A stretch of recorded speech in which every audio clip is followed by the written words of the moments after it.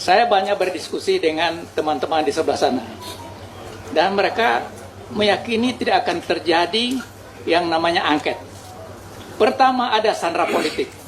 Mereka tanya pada saya, siapa yang tidak mau kalau ditawarkan untuk kabinet? Ada yang beroposisi 9 tahun tambah 3 bulan, ditawarkan menjadi menteri, terima. Dan itu kemudian menyanjung-nyanjung, memuji-muji dan lain sebagainya. Itu contoh yang disampaikan dari sebelah sana. Itu sandera politik. Kedua, sandera hukum. Kita tahu ini di mana-mana tidak ada yang bersih. Nah, Pak Jokowi itu memanfaatkan untuk memaksa orang itu supaya jangan melakukan sesuatu. Tapi ada yang ketiga, sandera uang. Itu sudah bertebaran di media sosial 10 miliar. Siapa yang tidak mau katanya? Ada yang tidak terpilih, ada yang terpilih tapi habis uangnya. Dia mau ambil uang itu. Tapi saya ingin mengatakan, menerima suap itu tempatnya di neraka itu semuanya. Dan itu harus dihindari, apalagi PDIP sebagai partai pejuang. Yang kedua, saya ingin sampaikan, saya ini penulis buku Jokowi Satrio Piningit. Paling tersiksa di mana-mana saya pergi, kau ikut berdosa katanya dengan keadaan sekarang ini. Tapi dalam buku itu adalah hasil penelitian saya waktu saya mengambil penelitian di Solo, dan orang-orang kecil itu merindukan adanya orang yang tampil membawa kemakmuran mereka, kesejahteraan mereka. Ternyata apa yang Pak Jokowi tampilkan dengan kesadaran itu omong kosong besar. Jadi saya sampaikan teman-teman yang suka ngeritik saya sudah tobat. Tobat untuk selama-lamanya.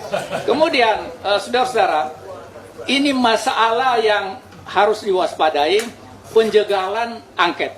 Dan kita di luar ini berharap adanya angket untuk menyelamatkan demokrasi kita. Kalau bapak-bapak tidak melakukan angket, maka ini akan terulang 5 tahun yang akan datang. Mereka yang berkuasa sekarang akan menggunakan resourcesnya, menggunakan aparat, menggunakan segalanya untuk memenangkan pemilu dengan mencederai demokrasi. Jadi ini penting sekali. Kedua, November barangkali akan ada pilkada. Mereka juga akan menggunakan itu. Nah, PDIP dianggap sudah di luar, semua akan hopeless. Tidak bisa memenangkan pertarungan.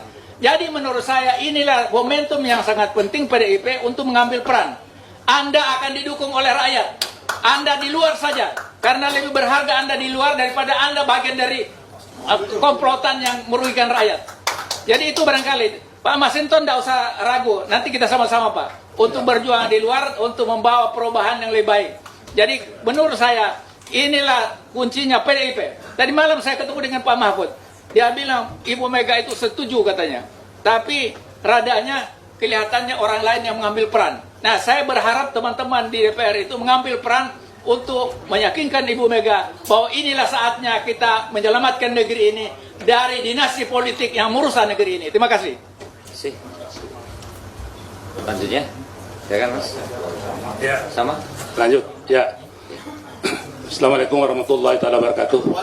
Selamat sore, salam sejahtera untuk kita semua.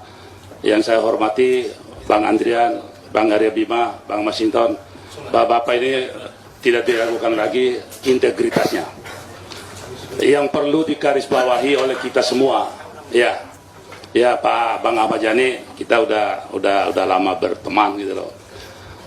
Hak angket ini adalah hak bapak-bapak.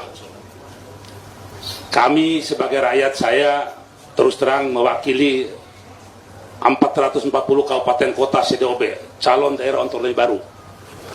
Yang ingin saya sampaikan di forum yang terhormat ini adalah biang kerok yang paling pokok adalah Jokowi, Pak Jokowi. Ya, kenapa KPU tidak bisa berkutik karena Jokowi? Tapi Jokowi pintar. Kita berharap diangket itu karena KPU adalah pengkhianat negara. KPU pengkhianat negara. Pengkhianat negara itu harus dihukum mati. Kenapa demikian? Ada apa dengan server KPU dikonekkan dengan server Alibaba? Itu pengkhianat negara, melanggar undang-undang. Kalau melanggar undang-undang, bapak-bapak ahli hukumnya pidana. Presiden melanggar hukum, melanggar undang-undang, pidana. Kenapa DPR diam? Ya, Anda semua adalah wakil rakyat, Pak. Bapak bertanggung jawab. Kalau tidak Anda menggulingkan hak angket, enak sekali mereka itu, Pak. Tidak, hak angket itu hak dewan. Jadi kita sangat berharap kepada fraksi PDIP. Ya, mohon maaf, fraksi PDIP ini harapan masyarakat banyak, Pak. Terus terang aja. Saya banyak berdiskusi dengan petinggi-petinggi PDIP. Ya, termasuk orang-orangnya Ibu Mega itu. Ya, ada yang tidak tahu diri. Udah tujuh karpet merah dikasih, tetapi dia mengkhianati. Yaitu Pak Andrian, Bang Arya Bimo, Bang itu, udah tahu lah itu. Tapi sekali lagi, harapan kami, fraksi PDIP harus melaporkan Ketua KPU, Ketua Bawaslu kepada Bareskrim Mabes Polri. Kenapa? Karena KPU, Bawaslu adalah pengkhianat negara. Pengkhianat negara harus segera ditangkap sebelum dia mengumumkan presiden, calon presiden dan itu. Itu harapan kami kepada DPR. Dan yang lagi viral ini, mohon maaf nih, kalau saya tidak ini mudah-mudahan aja itulah. Kalau ada hak angket panggil presiden, tanyain aja. Lu punya ijazah ada, bawa ijazah lu. Ijazah lu itu benar apa tidak? Satu aja poin itu aja. Tidak perlu macam-macam. Dia akan kelewat, akan keblinger. Terima kasih. Ya, assalamualaikum warahmatullahi wabarakatuh. Waalaikumsalam. Cukup?